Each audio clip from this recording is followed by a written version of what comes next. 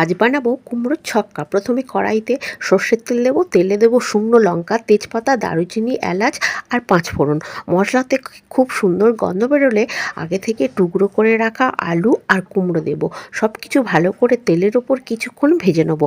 কুমড়ো আলু ভাজা ভাজা হয়ে গেলে দেবো আগে থেকে ভেজানো ছোলা, একটু নাড়াচাড়া করে নিয়ে দেবো আদা বাটা, নুন, হলুদ গুঁড়ো, কাশ্মীরি লঙ্কা গুঁড়ো, 4টে কাঁচা লঙ্কা চেরা, জিরে গুঁড়ো আর ধনে গুঁড়ো।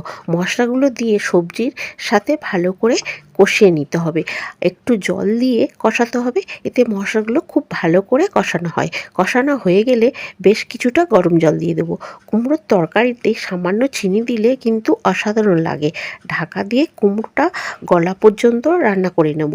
ঢাকা খুলে ছড়িয়ে দেব অল্প একটু গরম মশলা।